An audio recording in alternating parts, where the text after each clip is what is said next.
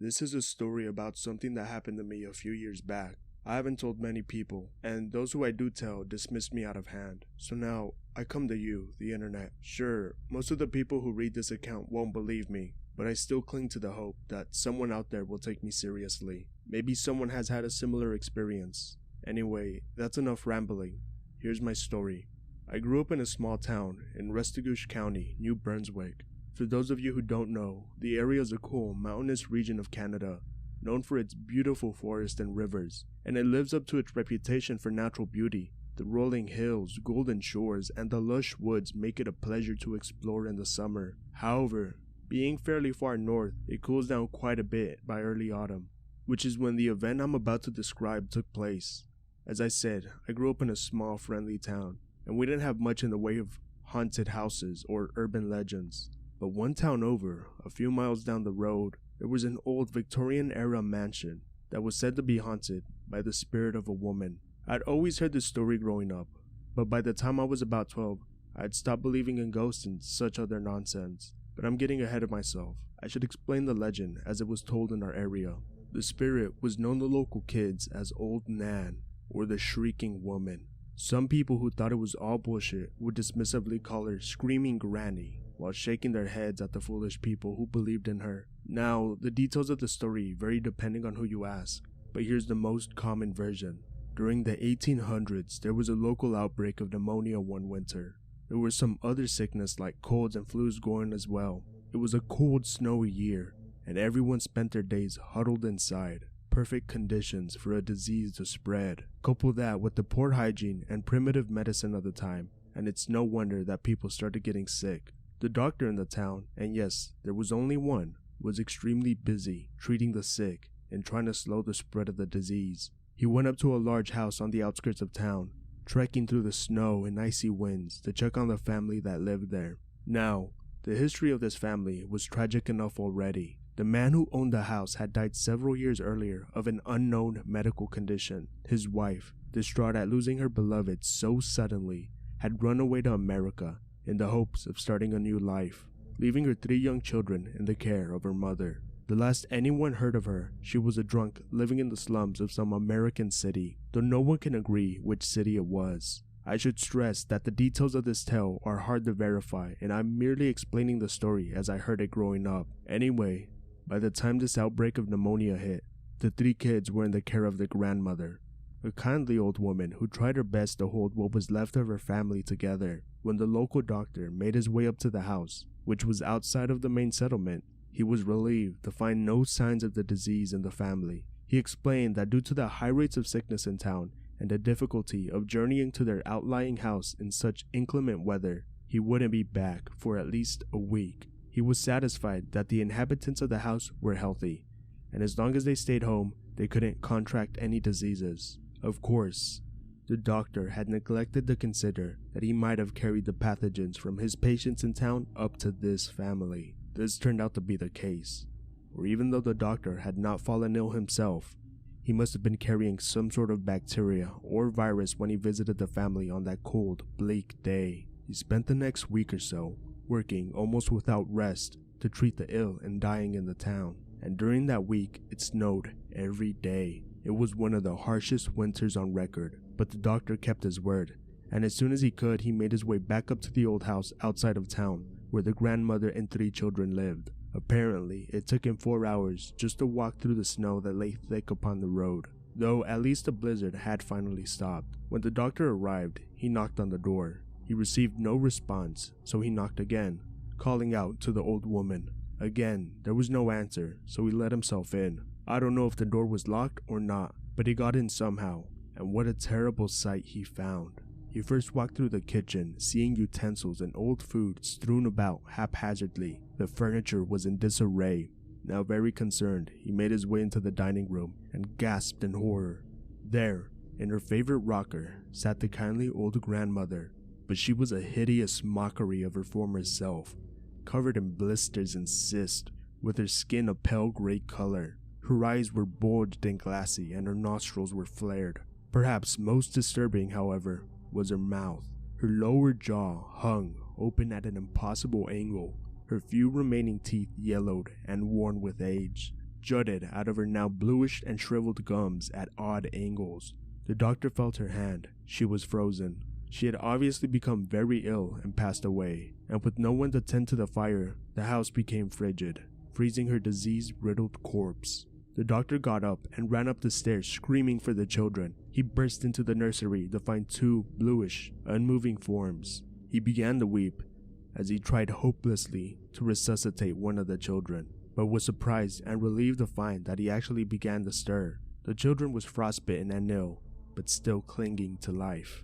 His sister was less fortunate. She had frozen almost as solidly as her grandmother. The third child was missing. It is presumed that he tried to go for help in the blizzard and froze to death on the way, though since her body was never recovered, no one could be sure. The surviving child was delirious and could not remember where his brother had gone. This one fortunate boy was nursed back to health, and eventually he was adopted by the doctor, who felt immense guilt at having carried the fatal disease to the small family. The old house was never lived in again. Anyways, that's the story as it was told to me in my childhood, and it persists to this day. But I have yet to touch upon my own experience with Old Nan. As I mentioned earlier, I had stopped believing in ghosts, including this one, by the time I was about 12, but later in my teen years, I developed a fascination with the occult and paranormal. I still didn't really believe in any of it, but like many people, I enjoyed being scared. I loved the tingling in my spine when I heard a good horror story. Unfortunately, none of my friends shared my interests. You have to understand that back then, believing in fairy tales was a sign of weakness after a certain age. And though my town was a pretty friendly place overall, some of the young punks would mock or beat up people who they didn't like. My ghost hunting hobby and collection of horror stories made me a bit of an outcast. But I guess there are assholes everywhere, people who will punish those who are different. I didn't so much mind the teasing, but the fact that no one would come along when I checked out the haunted locations was discouraging. Nevertheless, when I was 16, I decided to go by bus to the nearby town where this supposedly haunted house was. I know I'm repeating myself, but I must stress that at heart, I did not believe in ghosts. I've always been a skeptic, but I did enjoy scouting out creepy, abandoned locations, and a part of me always wanted to find evidence of the supernatural. I guess these days it's called urban exploration. It was a blend of that and half-hearted ghost hunting. Anyway, this would be my first expedition outside of the immediate area. After half an hour, the bus arrived and I got out. I didn't bother asking anyone for directions. I knew the name of the street the house was on, since I've heard the story 100 times. It was at the end of Birchwood Lane. Besides, I didn't feel like embarrassing myself by asking anyone where the town's haunted house was. After wandering around the core of the town, what you'd call downtown, where the place, not so small and sparsely populated, I saw a street sign marked Birchwood Lane. Following it, I made my way through a few blocks of modern houses, then some older buildings, and eventually the town thinned out entirely, and I found myself making it into the woods. At the edge of the woods, the road, which had been paved up to that point, gave way to a gravel trail. I sighed and pressed onward. I had brought a flashlight with me, but as the sun had not quite gone down, I didn't need it yet. As I continued, the path got more and more uneven, and the sinking sun and increasingly thick foliage above me shrouded the narrow trail in darkness. Before I got the light out, however, the trees thinned out again, and I saw before me a large, dilapidated 2-story house. By this time, the day was nothing more than a fading orange glow on the horizon, and the mansion was basically a silhouette. I'll admit, I was a bit apprehensive at this point, but it was far too late to turn back. I walked across the overgrown lawn, which was covered not only in tall grass, but also shrubs and a few young trees. As I got closer to the house, I could see it more clearly. There was a single door hanging from its hinges in the middle of the facade. The remains of what was once a front porch lay rotting beneath it. Above the door, a small awning bent dangerously downward, looking as if it could give way at any moment. Only one of the pillars designed to support it still stood. The exterior of the house barely had any paint left on it, and what little still remained was chipped and cracked. Most of the windows were shattered, though only one had been boarded up. The house looked old, to be sure, though it didn't look like it had been abandoned for 200 years. If that had been the case, it probably wouldn't have remained standing so intact. I reasoned that someone must have kept the building in shape for a while after the woman had died, and it only fell into disrepair sometime afterward. As I came to the door and climbed over the remains of the front porch, I felt a chill run down my spine. I've felt this before, but this was different. It was more fear. It was a feeling of being unwelcome, of not belonging. I dismissed it as paranoia and gave the battered wooden door a push. It was partly open already, but the wood of the doorframe was too warped for it to swing freely. I pushed it again, harder, and heard a loud crack as the rusted hinges broke apart. The whole door lurched and fell outwards. I had to jump out the way as it nearly fell on me. I dusted myself off and clambered inside. The sunlight was now gone entirely, and I was extremely wary of tripping over old furniture or holes in the floor. I switched on my flashlight and swept the beam over my surroundings.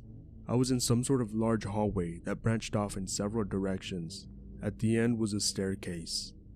I walked along the corridor and looked into each adjacent room as I went.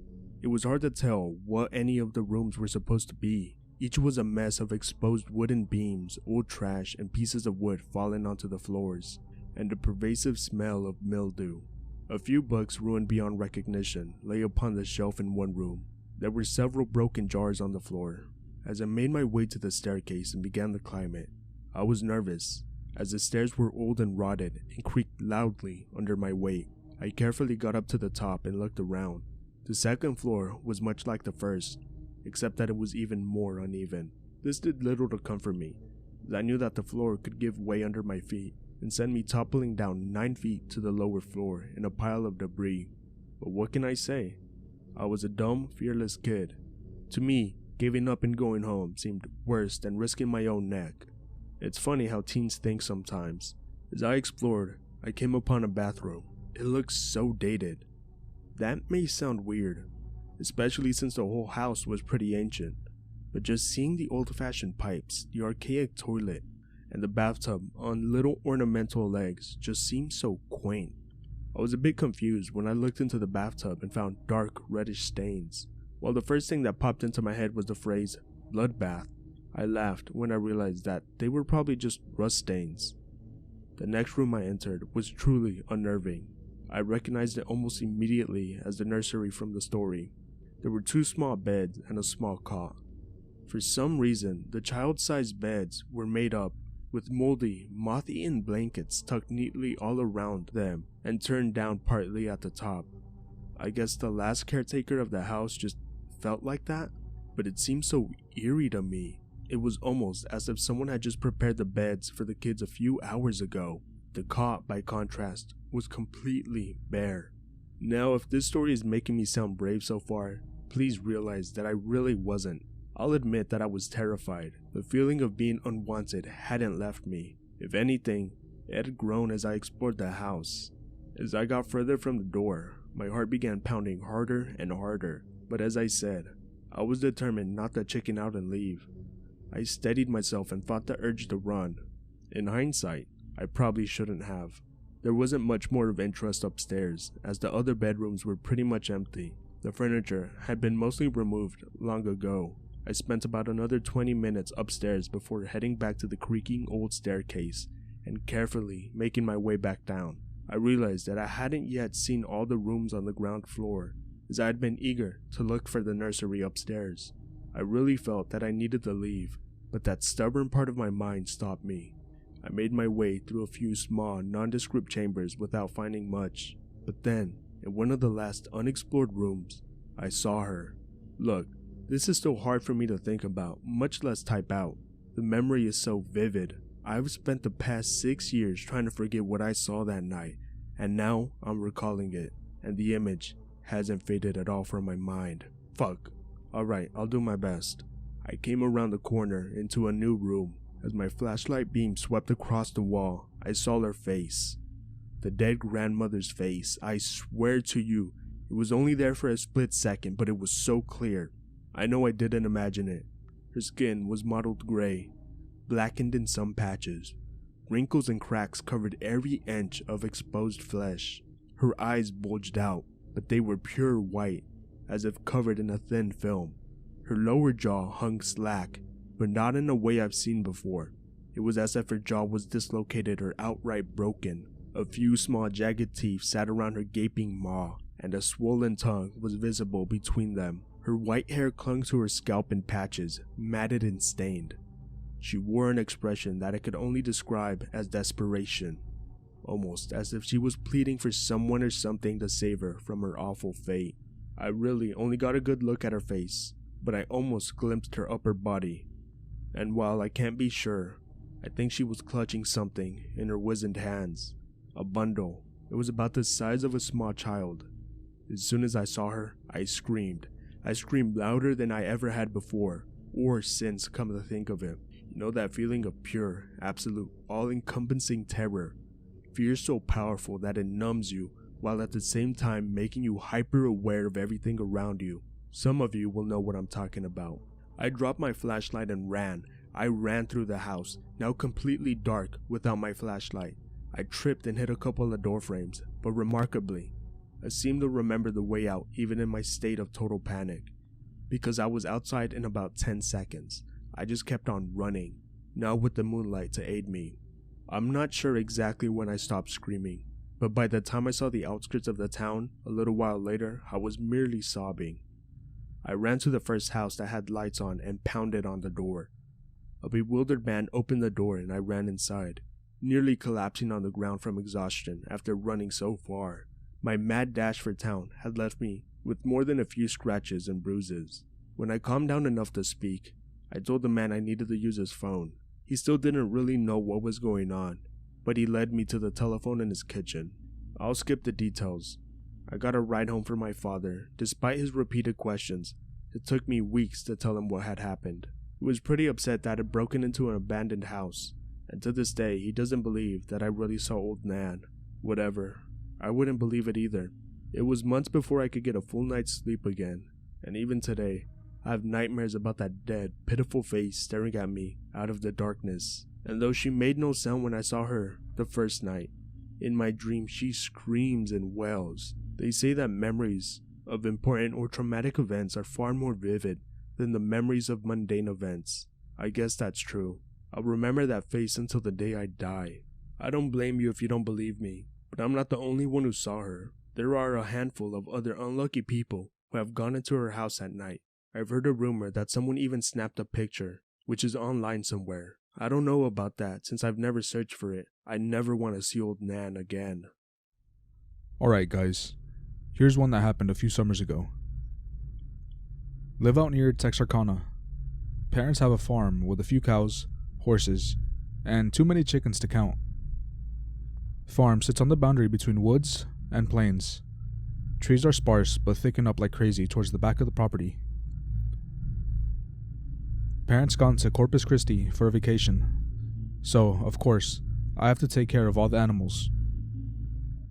Tack the heat wave passing through on that, and it's basically constant care making sure they're watered. My favorite .ogg. Closest friends are out of town for the week. Farm is about 20 miles outside city limits, so I can rule getting some out of the roster of activities. Split time between feeding animals and sighting in the new SIG 556 I got for graduation. Wake up one morning, one of our older horses had died. She had plenty of water, but the heat must have been just too much for her. Poor girl. I phoned Dad. He tells me to go to the neighbor Frank a few miles down the road. He has a backhoe. Go to Frank and tell him my situation. He follows me back home with the thing and fills me in on how to operate.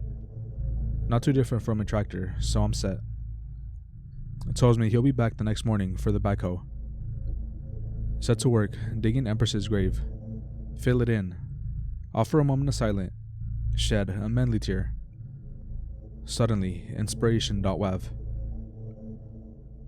Turn the backhoe back on, and chug a lug to the back of the property. 30 plus acres and not a single burn for shooting. Madness. Don't bother telling my parents because they wouldn't give a fuck. Start digging a burn.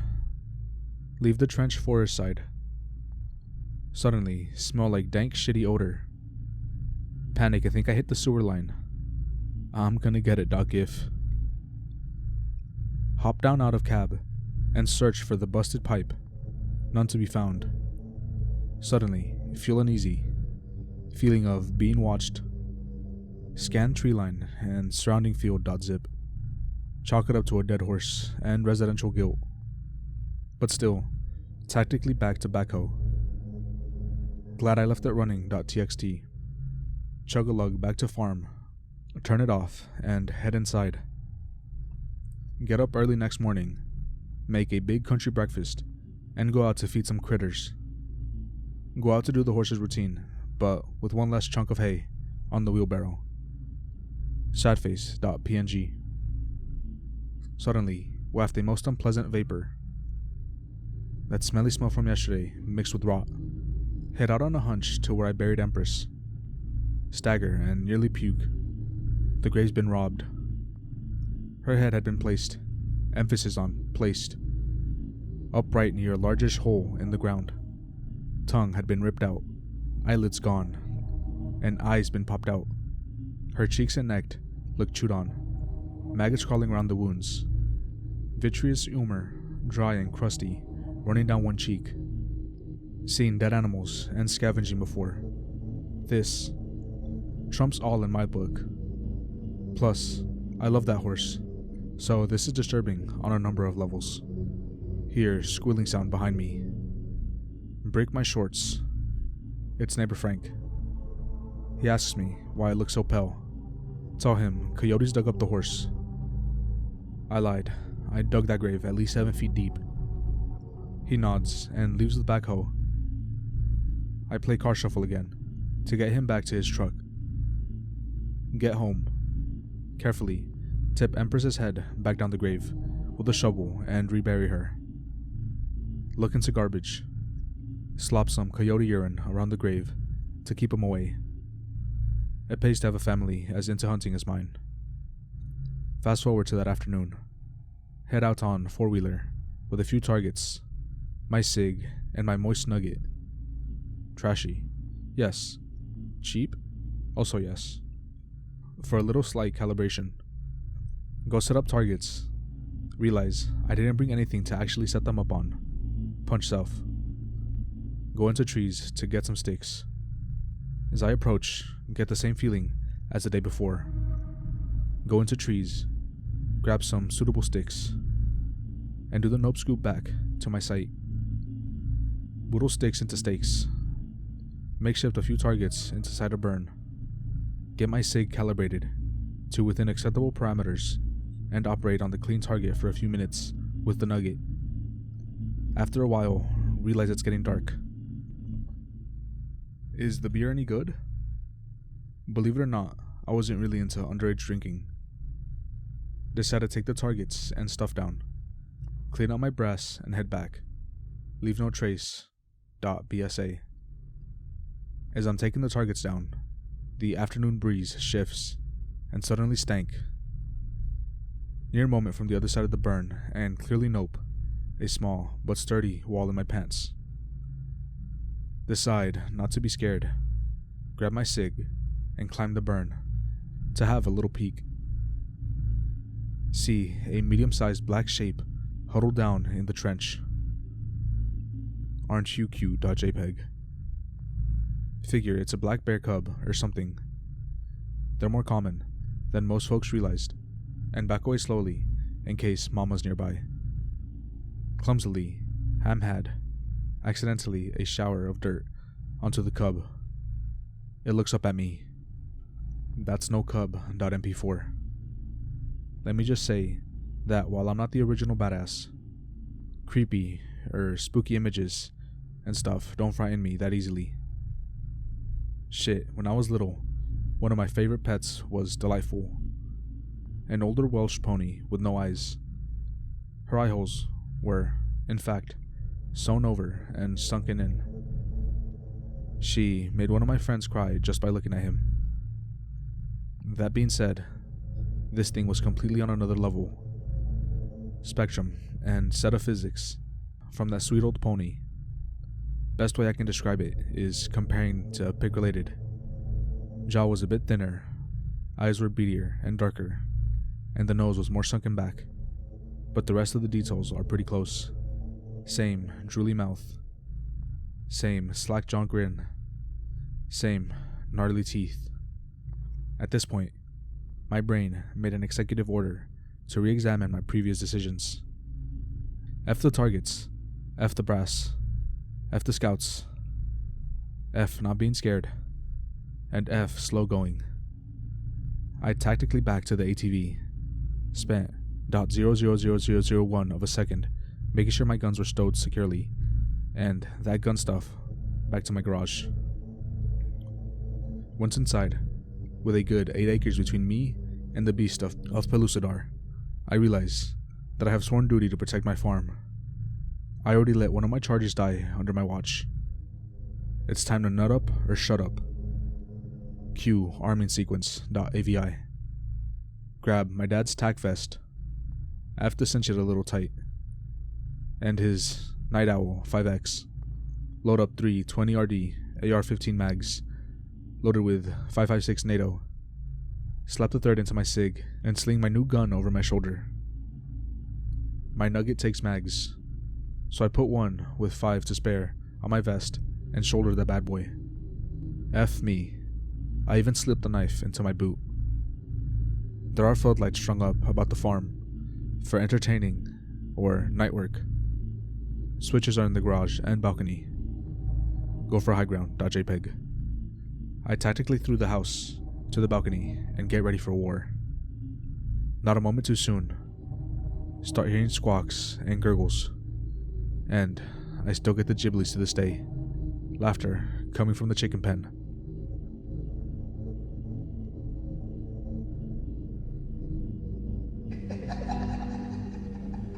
Errors. F this. I slam every switch and light up the farmyard like the Rockefeller Square on Christmas. There it is, standing in the pen like pig-related. Its body was shaped like a kosh ball, all matte black fur. Arms and legs were thin, but looked powerful and wary. It was holding one of the hands with its head torn off and staring straight at me. It was obviously a male of whatever species it was, and there was blood everywhere. Unsling my SIG and mag dump, not worrying about hitting anything, trying to hit that black cotton ball on stilts. I remember thinking, I hope I blew your shitty cock off, you piece of slime. Yes, the words my brain used were piece of slime. I scored at least 5 or 6 good thunks, my target being only about 50 yards downrange. It never moved the entire time, puffs of fur flying off of it. I ejected the mag, slapped a new one in, and took aim again. I'll never forget the look it gave me, framed by that green sight. It said, "Are you done?" I squeezed up a final shot at its mouth. I hit it. I effing knew I hit it. I remember it, almost in slow motion, the puff of effing saliva and the stuff as my 5.56 NATO round introduced itself to its face at 3,000 feet per second. The thing started wheezing, like a rusty gate being swung back and forth. That kind of sound. It dropped the hand and stepped over the chicken fence. I swear to F that this thing has either retractable legs or most of its body is puffy fur, because when it stepped over the fence, that leg almost disappeared. I wasn't gonna let it run away. Mag dump 2, the redumpening. I didn't score any hits though. Once it was over that fence, it dropped to all fours and scuttled off like some giant spider back to the crack in Satan's couch, all while wheezing that noise. I stayed up all night, waiting for it to come back. Fed the animals with my SIG over the shoulder, went to sleep, repeated the process until my parents came home. Never saw the chicken fucking shit weasel again. So, K, what's your take?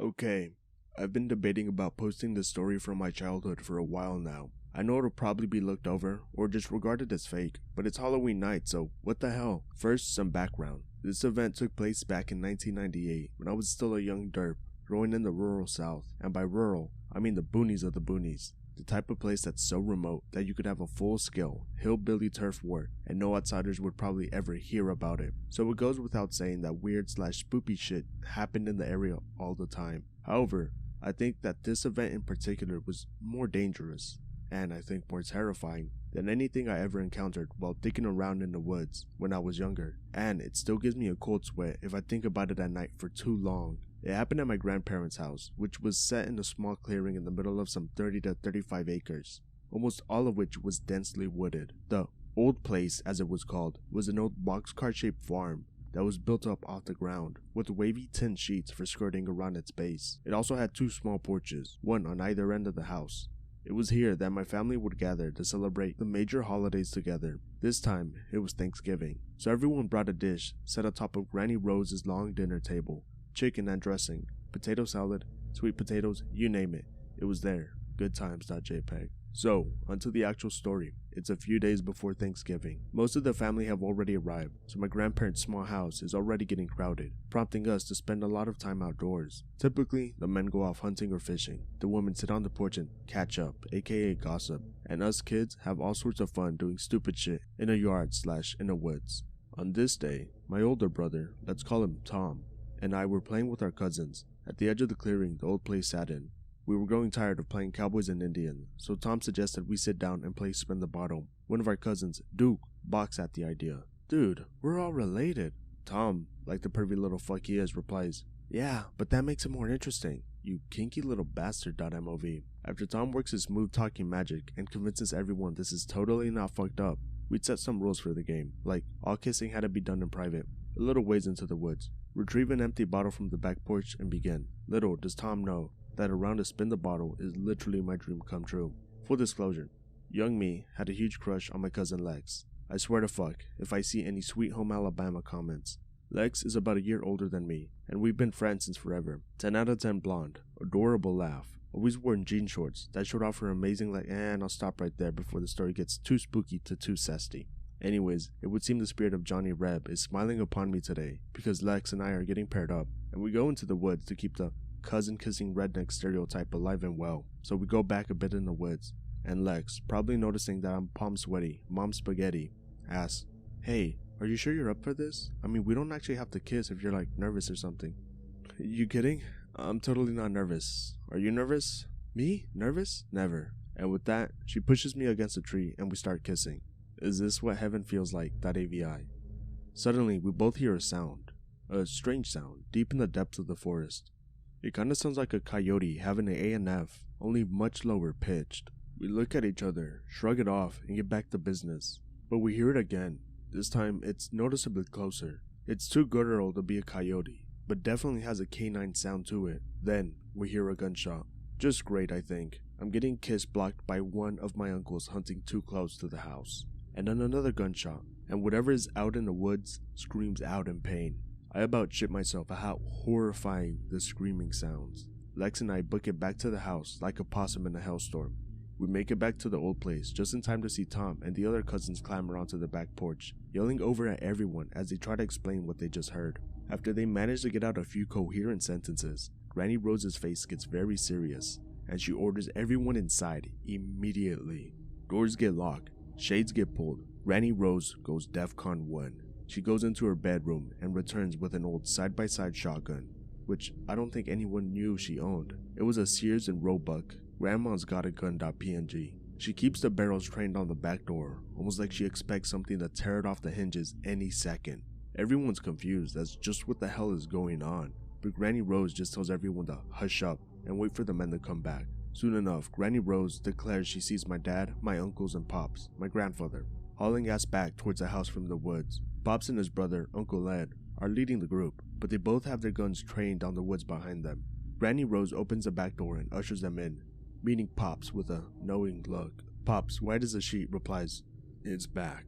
Bill wounded it, but it's back. So, everyone in the house beside my grandparents and Uncle Ed are wondering what it is, and why we're all hiding indoors on such a beautiful day. The men are concerned. The women are angry. Us kids are scared. We need answers. So Pops, in his typical to-the-point fashion, flat out tells everyone there's a monster stalking the property. Wait, what? He says the creature had shown itself before in 1979, when Pops and Uncle Ed were also out hunting. It tried to attack them, only to be repelled temporarily by gunfire. Pop says it came back that night and attempted to claw its way into the house. Of course, he and Ed let the fucker up through the door. However wounded as it was, it broke into the kitchen in a rage, and, in its frenzy, managed to knock into a cabinet, spilled salt all over itself. According to Pops, the salt burned into the creature like acid or something. Said it smelled like hot tar. Howling in pain, the creature retreated into the woods, where it hadn't been seen nor heard from until half an hour ago. Fuck. At this point, my cousins and I are huddled in a scared bunch behind the dining table. I'm holding onto Lex's hand pretty hard, and she's death gripping my back. A few of the women act like they want to scoff off this nonsense, but we all know Pops has never bullshitted anyone. We ask for a description of the beast. Pops replied that it resembled a large black bear crossed with a wolf, but with no tail, and that it stood somewhat like a gorilla, with its front legs higher than its rear legs. Shit, fuck shit, it's a werewolf. No, says Pops, it's a loup-garou. One of my aunts is like, what the fuck's the difference? Loup-garous are real, and normal bullets don't do anything to them. That's why I keep some that I've loaded myself with salt in addition to powder. So let me get this straight. There's a fucking bulletproof monster stalking the woods around us. It's probably coming back this very night, but you're pretty sure you can hurt it with salt. What is my life.jpg? Duke, trying to act macho, pipes up and says something like, I'm not scared of some freaking Mardi Gras werewolf. Randy Rose's reply, you should be, Sonny. One of my uncles asked why the hell we can't just leave and wait for it to go back into the woods. Randy's response was something like, it'll be right back when only Pops and Ed and I are here, and we sure as shit ain't fighting it alone at our age. At this point, the general consensus among the men is, so do we go out and hunt this fucker down, or do we just sit here and wait for it to come up this way and eat our souls or whatever? We gotta stay here, says Pop, because none of you have damn salt rounds. Did Pops just swear? Shit just got real. Pops turns to Uncle Ed and says with a firm expression, let's finish this for good, Ed. And with that, we all set to work, getting ready for the return of this loup-garou. The men have turned the kitchen and the dining room into a hillbilly ammunition factory, with powder, primers, casings, and salts all over the place. Where the fuck did this stuff even come from, you ask? Apparently, Uncle Ed was a reloading fiend, and since he practically lived at his brother's house, he kept all of his reloading shit in the shed a few feet away from the house. A blessing from the Lord, Veggie tells. Most of the women and us kids worked to fortify the house by moving the larger pieces of furniture in front of the windows. We managed to reach some of our relatives that had not yet left their homes and told them by phone to come over now, but not before buying a fuck ton of salt. An hour later, they arrived with said fuck ton of salt, several firearms, and also several questions. No time to explain. Help us spread this shit across the lawn and ward off the Cajun werewolf. Wait, what? My mom had this idea that a ring of salt around the house might help deter the beast, so we did that, but kept it pretty narrow because we don't want to use up all the salt. This is all done under the careful eyes of Granny Rose, who keeps her shotgun in her lap as she watches the woods beyond the clearing while we work. After we finish outside, we go in, lock all the doors, sprinkle salt on every windowsill across all door frames, and wait. We all try our best to go through the rest of the afternoon like normal, but it's clear everyone is on edge. The sun starts to go down, and the adults instruct all the kids to get ready for bed. You what, mate? You really think we can sleep at a time like this? Also, every boy has to sleep in the bed with one of the girls, so they aren't scared. Never mind, sign me the fuck up for Dreamland. We all pile into one of the guest bedrooms in the middle of the house. Our numbers aren't even, so two of my boy cousins get paired up together. Heh, no time for jokes though, as I see Lex come into the bedroom wearing a thin white tank top and plaid PJ shorts. God save the South.mp3. Pops checks us in before turning out the lights and gives each of the oldest kids, Tom, Lex, Angie, and me, a revolver or pistol to put by our beds. It's dangerous to sleep next to your cousin. Take this. I get a charter armed snubby, which I'd shot a few times before, but obviously I'm not thinking about that right now. Pops turns off the lights and wishes us a good sleep as we can get and shuts the door. We sort of do the small talk that people do before they drift off to sleep, mostly centered on, you think you're gonna get eaten? Nah, the salt will stop it. Aunt Verdi said so, etc. After a few hours, we one by one drift off to sleep, of course except me and Lex, and Tom, who I'm pretty sure was getting frisky with cousin Angie, one bunk above ours. Lex turns over in the bed to face me. She puts her hand on my shoulder. Oh fuck. Hey Anon, she whispers. About earlier in the woods. Was that just for a game or was it something else? What do you mean? Spaghetti is projectile firing from my pockets. I mean, your kissing didn't feel like the kind of kissing someone only does on account of a game. Did you not like it? She giggles quietly. I didn't say that. She drapes one of her bare legs across mine. She knows. She fucking knows. All I can say is, Lex, before she interrupts me with a kiss, and they're off to the races. We make out for several minutes, with me dorkily saying, I love you in between kisses, and Lex saying, I know dummy, and kissing me harder. After a while of us making our redneck ancestors proud, Lex jolts up from the top of me and whispers, Did you hear that? My mind is swimming. I can't hear shit. It's probably just the adults moving chairs or something. Nah, it was definitely outside. Can you go with me and check? I'm understandably reluctant to leave the bed, but it's for Lex. I get up and sneak over the window, Lex holding my hand as we go. I'm thinking, I swear, if it's some fucking raccoon out there trying to cock block me by making a racket. We get to the window, and as I pull back the curtain, we both gasp in horror. It's at the window. The fucking Lou motherfucking Garro is at our window.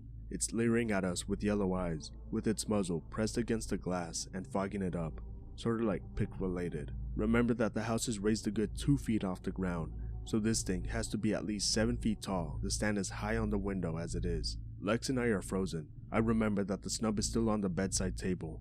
I need a weapon.png. Also, why the fuck did we not cover this window? The beast moves its head back and sort of nips at the wooden frame on the outside of the window, still making a grimace/grin with its teeth. It's fucking taunting us. I ask, how did it get past the ring of salt? Maybe it only hurts to touch the salt, and it just jumped over it. We're still silently freaking out in front of the window when Tom apparently looks over from his bunk with Angie and sees the monster. He screams, "Holy shit!"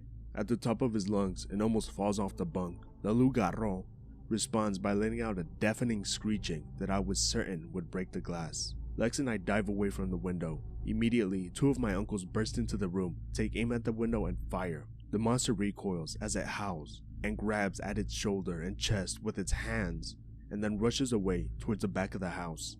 Uncle rushes us all out of the room, seeing as how the window is now full of holes. We rush into the hall, but not before I grab the snubby off the bedside table.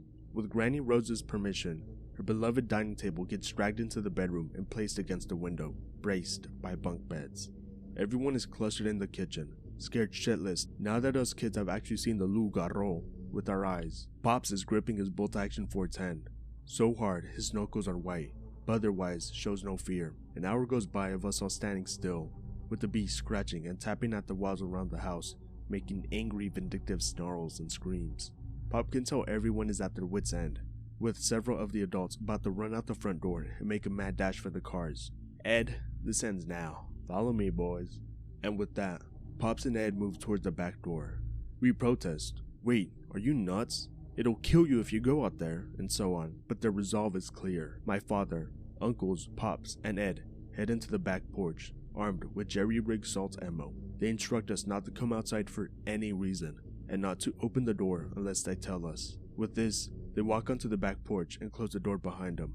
Shit's going down in Dixie. Everyone tries to peer through the small window on the back door, but Granny Rose pushes them away. Back, you ninnies. You want to do something? Pray for victory over this demon. Several do just that. I'm hugging onto Lex for dear life. We're both still shivering. I feel sick in my gut, thinking about the possibility we could lose several family members and our own lives any minute. We hear Pops begin to taunt the Lugarro, and the other men soon join in. You old fat Cajun bastard. Why don't you just come up here and face us head on? Come on out, motherfucker. What the fuck are they doing? Just then, we hear a booming screech/roar that echoes through the yard and the houses. I hear my father say, "He's closing fast, pa." "Not yet." Uncle Bill yells, "He's 15 feet out, damn it." "Not yet. Now." Give this fella a volley.txt. They fire everything they had at once. I've never heard that much gunfire in my life before. Literally sounds like Vietnam in our backyard, and then silence. My aunts are crying silently. My mom is about to pull her hair out. My cousins look like their eyes are about to pop out their heads. Granny Rose leans against the door and asks, "Herbert, did you get it? Are y'all okay?" Pops replies, "We got him." Olivia, it's over. The release of the tension in the house was enormous. We all slumped down where we stood or sat, relieved and exhausted, as it was probably like 2:30 in the morning. Pops, Ed, and the others come back inside, but refuse to let us see the dead beast until daylight, save a few of the men who want to stay up and armed, just in case. Most of us lie down for the rest of the night, but no one probably does much sleeping. Lex and I spend the night in the bed just holding one another, tired but grateful to be alive and together. The next morning, the first thing everyone wants to do is go out and see the carcass of the loup-garou.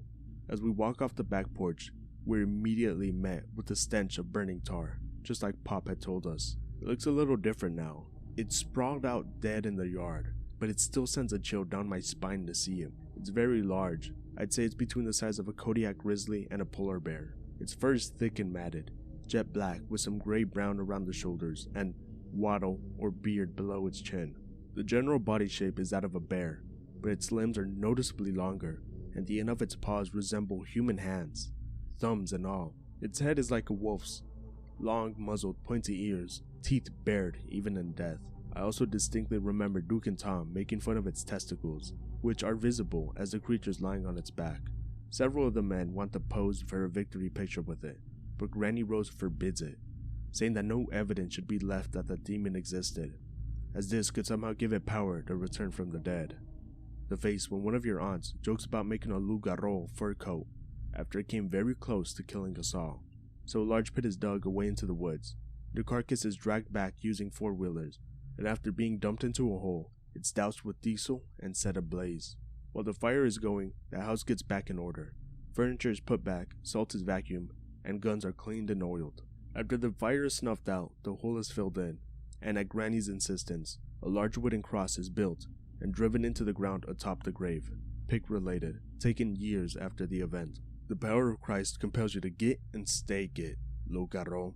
Then we get up the next day and have a good Thanksgiving together, albeit with a more subdued attitude as a whole. Scarred for life, but thankful to be alive. And that's pretty much it. Not a really glamorous ending. We gradually just went back to our normal lives.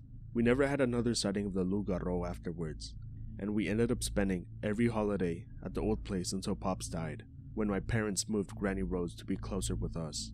Apologies for taking a long fucking time to write this, but I feel some kind of peace in finally putting these memories into words, as well as telling it to someone else. Horror Highway doesn't endorse incest.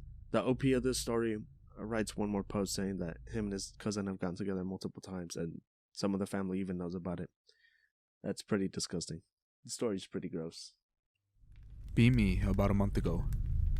GF is house-sitting her friend's house to feed pets while they're on vacation. Always wondered how chicks got these kind of jobs. Random couple in their mid-30s with 2 little girls. Wife kinda hot. She invites me over several times over a 2-week period. I refused several times, just because the idea just seemed weird. I finally accepted for the fuck of it. Get there during the day. Nice place. Typical upper middle class home and neighborhood. Get inside. First thing I notice is the living room. Big bookshelf full of books, and an easel with notes. Alphabet on wall, couch, flat screen, entertainment center. Ask GF what's up with the notes and alphabet. Tells me kids are homeschooled. Thought it was kinda weird, but whatevs. Maybe that's how wealthy people stay wealthy, I don't know.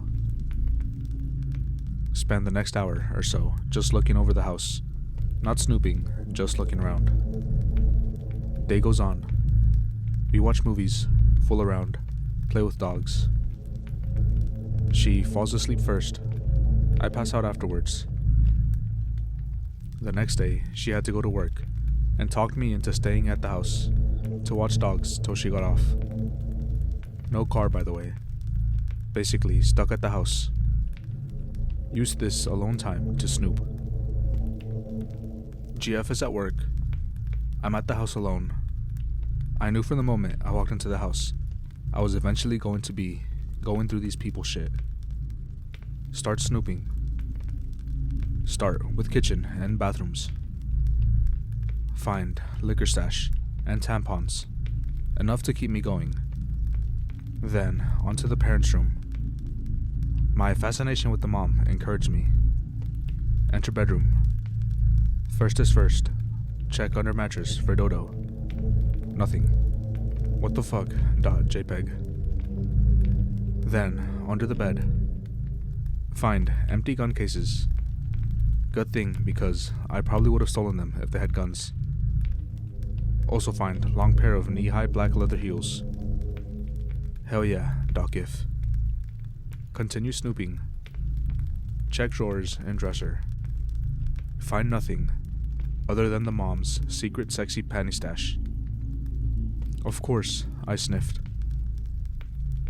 Went on to the nightstand. Found handcuffs. Real handcuffs. Then another set of fuzzy ones.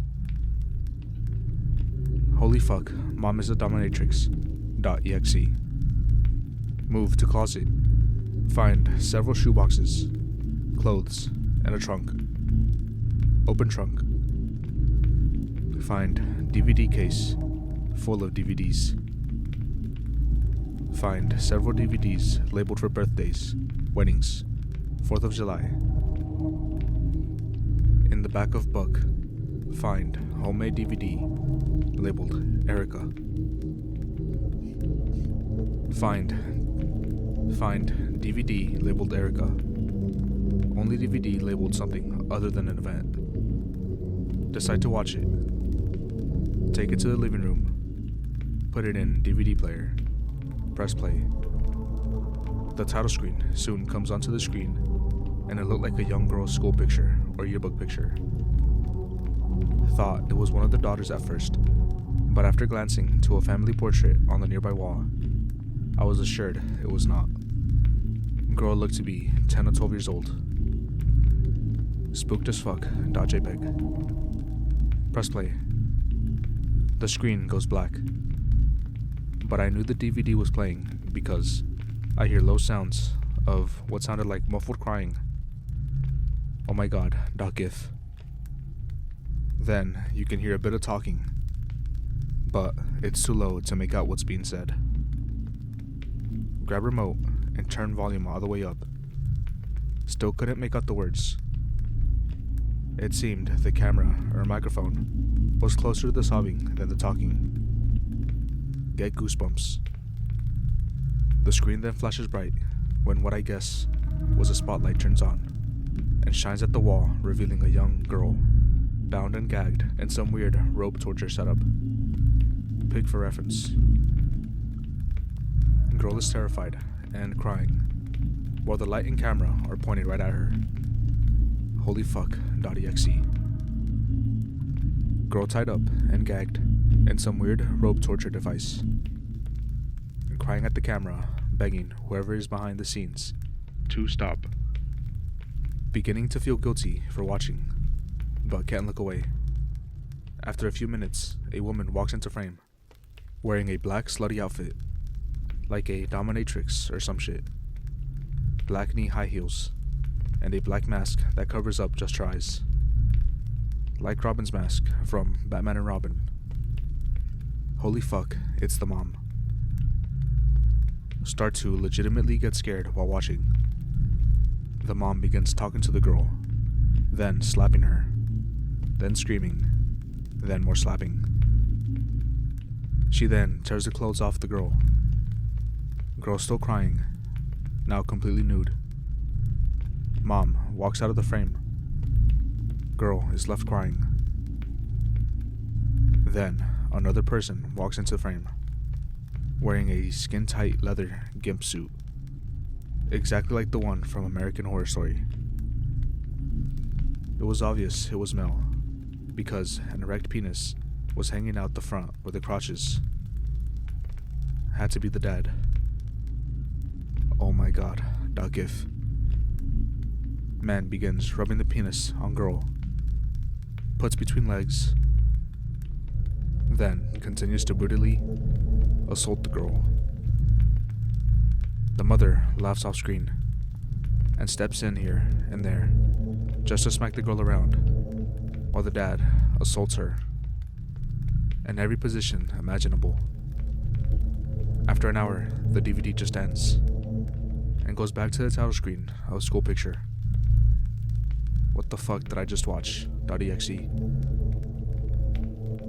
Freaked out, I take the DVD back to the DVD case and doubt everything away just the way it was. Go outside to the backyard and smoke a cigarette and wrap my head around everything that I had just seen. Gotta tell GF. Call her phone, no answer. She was at work, so I just sent the text. Call me ASAP. These people are fucking sick. Pedophile rapists. Probably kidnappers too. Pull out phone. Begin looking for missing children named Erica in the area. Couldn't find anything related to the girl I seen on the DVD. Continue smoking cigarettes. Looking around backyard. See old concrete shed / workshop in the corner of yard next to a carport where a truck and riding lawnmower was parked. Walk over to it. As I get closer to the concrete shed and carport, I start to get scared. What if this is where they assaulted the girl? What if she's still in there? Finally get to it and begin to look around. First thing I notice is 2 heavy-duty padlocks on door, locked from outside. Fuck. .jpg. Lean in to put ear next to the door to see if hear anything inside. Nothing. Walk around the shed to find another way in. Nothing. No windows or nothing. Finally, give up and head back towards house. Before I reach the door, I take the last drag from my cigarette and turn around to flick it into the yard, giving the shed one last look. I noticed something I didn't see when I was out there. A camera was mounted on the post of the carport, aimed at the backyard and entrance to the shed. Holy fuck, .gif. Start freaking out even more. I'm getting the fuck out of here. Run inside, lock door. Start to put shoes on. House phone rings. Heart drops to my asshole. I don't answer it. Let it keep ringing. Goes to a family answer machine that has both parents and daughters happily telling the caller to leave a message. There was a long pause before a man's voice is heard. Hey Michelle. This is Terry. Just calling to check in on you and make sure everything is alright at the house. Hope you're not bringing any boys over, haha. Call us back when you can. Put shoes on, lock the house, and leave walking. He knew I was there. He knew I was outside by the shed. I'm positive. He called as soon as I got inside. Had a long pause before speaking over the answering machine. And why would he call my GF on the house phone? When I finally heard from my GF and told her about everything, she thought I was full of shit. Said there was no way they were kidnapping pedo rapists because they have kids and they're Christian. They all go to church together. As much as I tried to make her believe me, she didn't. And to this day, and the rest of my days, I believe that little girl Erica was in the shed.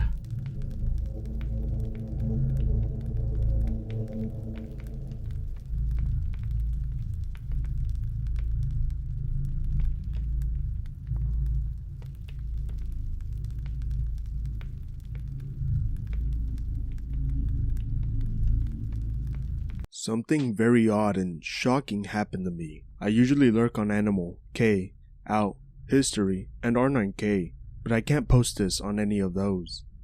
I was thinking of posting on Animal or Out, but thought they would direct me here regardless. To summarize, I saw something spectacular that has terrified me and my pal since it happened.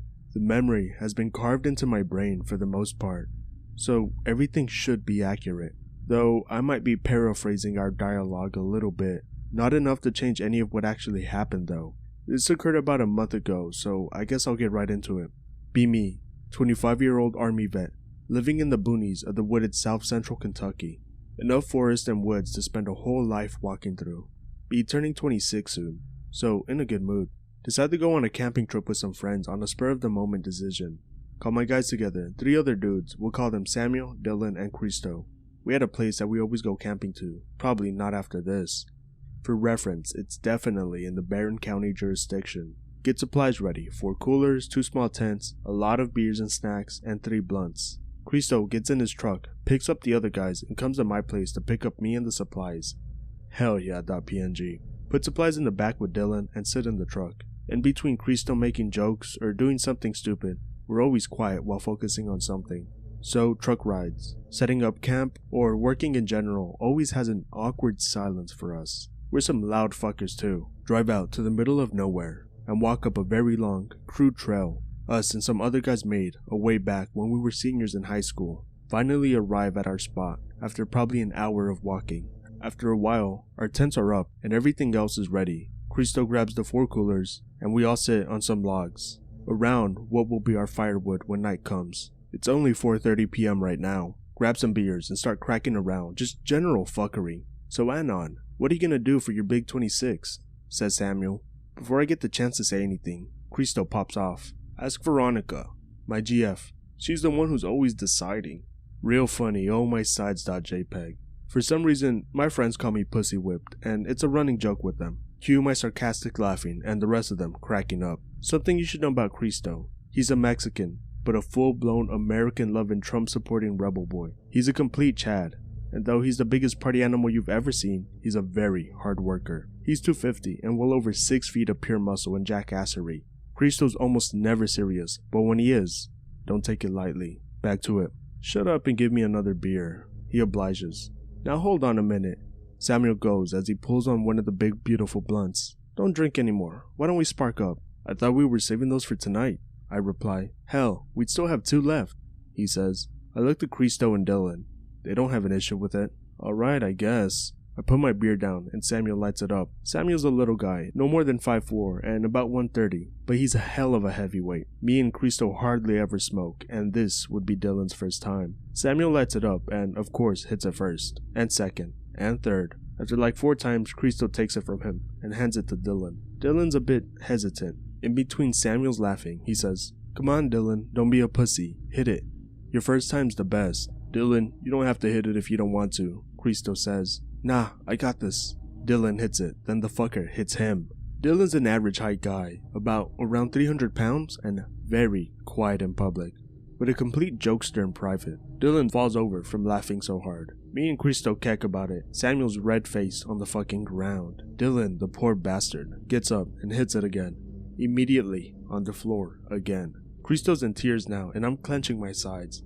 I think Samuel's are in orbit. Eventually hands it off to me. I hit it twice and cough a little. Give it to Cristo. He takes it better than I did. After passing it around for a bit, it's just a roach, so Samuel supermaned it and we sat around and chilled out. Checked my phone and it's already 6. Told my friends and they were as shocked as I was. It only felt like minutes since we had gotten everything set up at 4:30. Decide to rip into the other 2 blunts. Once we're done with them, we get back to chilling out. Cristo says he has to piss and walks over to the trees. Guys? Cristo says with a weary voice. We look in his general direction. Guys? He exclaims. We rush over to him to see what's up. The bastard flings around his dick and pisses on us. Bastard. Pissed on us. As a joke, this Mexican really pissed us off. We were pissed on and we were pissed.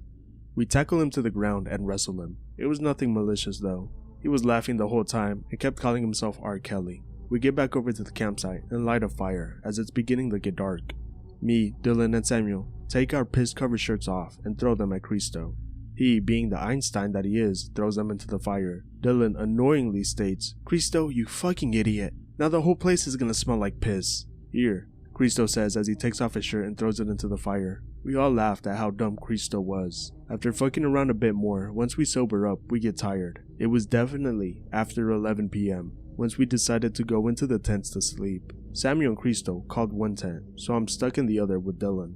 Surprisingly enough, it gets hot in a small tent with a fat guy like Dylan.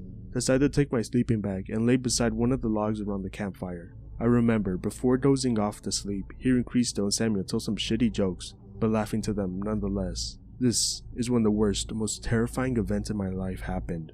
Of the years I spent in Afghanistan, dodging mudslime bullets and watching my friends die by my side, nothing I've ever experienced or Lord willing will experience have or will ever compare to what happened next. I'm literally shaking typing this because of how terrifying redawning upon the awful memory is. I wake up with my head horizontal, sideways, so all I can see is the log beside me. I check my phone. I watch the time switch from 2:31 to 2:32 a.m. Look up and move my torso upwards with my elbows so my head is facing just above the log. To my surprise, I see Cristo with his mouth gaped open looking up and over at something. I also see Samuel sitting on the log with his mouth open too, looking in the same direction. "What's going on?" I said, rubbing my eyes. My question was replied to with a cold silence. I annoyingly get up to look in the direction they were looking at. This was what I can only describe as an evil confusion. I felt absolutely shocked whenever I saw what this fucking thing was. The top of this organism was a crude sphere, which I'm guessing was its head, though it could have also been its torso. Its head was just below the canopy of the forest. On what I'm saying is its head, I couldn't see any orifice. Directly below what I'm loosely calling its head was its legs. Yes, if the top of the creature was its head, then its head was attached to its legs. It had 3 legs, 2 in the front, 1 tailing behind. As it walked, these monstrous legs stayed notably and oddly straight, but did bend like a knee would. Its skin is the hardest part to explain. What I can best offer is that its skin was gray and tarp-like, like plastic, but not like plastic. It's hard to explain. It was similar to what you would see on an elephant or a seal, I guess. It looked like if you scratch it, it would make a noise like a fucking knife to a blackboard. The abomination was walking not necessarily at us, but to our 8 o'clock position. Cue a very deep and loud, what I'm going to call humming. It was fucking loud and deep, made the ground vibrate. I knew it was coming from this creature, but it was so loud, it was almost as if it was coming from the sky. After what I'm liberally calling 2 steps to our 8 o'clock position, I heard a zipper as Dylan opens the tent he was in and steps out. He walks to directly beside me and is still sitting Samuel. His mouth is wide open as well. Given our location and how big this fucking monster was, we've come to call it the Kentucky Colossus. The Colossus was now probably 35 to 40 feet away from us. I still can't tell how much land this thing was clearing with each step. 4 full-grown men, well over 20 years old, just stand and sit in shock and watch as this monster inches or yards towards us. We could tell that if it didn't change its walking trajectory, it wouldn't touch us or our camping tents or fire. It walks as close as it ever was to us, about 10 feet away from Cristo, who was absolutely dwarfed. I can't tell if it noticed us or not. The fucker just walked. For its size, the Colossus' footsteps were a lot quieter than you would expect, especially compared to the humming noise it made. As it takes another step forward, Cristo keeps staring at it. It's almost as if we couldn't look away from it. Not that I was making any effort to look away from it. Me and the boys were dead set on looking at this thing. After more steps away from our direction, Cristo turns and looks at us. He starts crying. I started crying. I don't know if it was confusion or anxiety or what, but soon Samuel started crying too. Somehow, Dylan kept his cool and did as much as he could to console us. Of course, he was as petrified as we were, but he didn't cry at all. I remember in between the crying asking, "What the hell was that thing?" I obviously didn't get a coherent response. We sat there, huddled around, and hugged each other. None of us went back to sleep. After we settled down, I decided to ask Cristo and Samuel, "Did you two not sleep at all last night?" Why?" Samuel responds. I go on. "When I had woken up, I saw you two awake. You were Oh," Cristo let out. "No, I'd woken up and wanted to smoke, so I grabbed a pack of cigarettes out of Samuel's pants and it woke him up." "Oh, okay. But when did you two see it?" I respond. Cristo continues. "That's what I was getting to, asswipe. Since I got caught, I asked Samuel if I could smoke and if he wanted to join me. He said yes to both. He lit us and I handed him one. I told him I was gonna check on you. I unzipped the tent flag and went out. I was fidgeting with the cigarette and lighter, and once I got it lit, I hit it and looked up. He froze up. That's when I saw it. He was beginning to get a bit choked up.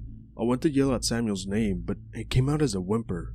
Regardless, he heard me and asked, 'What?' He looks over to Samuel. Samuel asked, I asked what about 2 more times before I went out the tent to see Cristo standing still, looking off into the distance. I looked up at him and started walking forward. I had my eyes focused on his head and asked what he wanted. By the time I was beside him, I looked away in the direction that his head was, far off in the distance.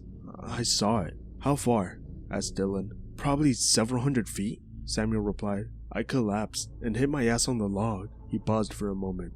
I went to get you, but I couldn't. It was the most petrifying thing I ever felt. It wasn't like I was paralyzed. I was just choosing not to move. It was weird. Cristo puts his hand on Samuel's shoulder and continues for him. You woke up, eventually. And then, once the humming started, Dylan woke up. We mostly sat around, huddled in silence, constantly looking over our shoulder. We really hadn't spoke too much about it itself while we were huddled with each other by camp. It was mainly a pep talking like, we're gonna fucking make it through the night, or something like, if it comes back, we're not freezing up. We're gonna grab a flashlight and run down the trail. At around late 4, early 5, the sun began to rise. It was the most beautiful thing we'd ever seen. We unassembled the 2 small tents, grabbed the coolers, and sat down the trail. A little bit of chit-chat down the trail, but mostly silent. For some reason, while we were walking down the trail, we were afraid once we reached the beginning, Cristo's truck wouldn't be there. Eventually we get there, and lo and behold, Cristo's truck is there. We throw everything into the truck bed, including Dylan, and set off down the road. But in the truck, I think all of us were waiting for someone to bring it up. Finally, after about 15 minutes into the ride, Dylan poked his head through the rear window and said, So, we all definitely saw the same thing, right? We were silent for a second, but Cristo said, You all saw a giant gray 3-legged creature. Samuel and I said yes. We all heard the loud deep humming noise it made, I asked. The other 3 said yes. I began to ask, Should we tell any? No, Cristo said in a very matter-of-fact manner. That'd be a good way to get us all locked up in a nut house. Dylan agreed with him. Samuel remained silent. After more silence, Cristo continued, We don't tell anyone. No other friends, no family, no girls or hookups. This stays between us. Cristo looked at us. We have to be clear on this. Okay, guys? We agreed. For the car ride and a bit after, Cristo acted really odd. When we got to a gas station, Cristo went to fill up his truck. When we got back out, another Mexican walked up to him and complained about the Confederate flag he had on his truck bed. I didn't know we had white supremacists. You know they hate people like you and me, so why are you waving their flag? Usually, Cristo would have clowned on him or pushed him and told him to fuck off. Cristo just dead stared at the guy and said, Go. It was really creepy. He got back in his truck and drove us all to my house. All of us stayed at my place over the weekend and played video or just fucked around. It got brought up a few more times, but the whole time we were at my house, there was a really awkward vibe. Every time I think of the Colossus, it gives me cold chills. I wanted to ask around to friends and co-workers, but I'm gonna stay loyal to the oath we took. From what I know, none of the other guys have brought it up to anyone else, so I'm taking it here. Have any of you ever seen or heard anything of what I'm talking about? I look up all the details, but I get nothing. Any local folklore or just stories that sound anything like what I witnessed? Or if you've seen what I'm talking about, please tell me your experience, or even a friend's experience. Any other forums or places you could all report me to? I'll answer any questions. We just need to find this shit out.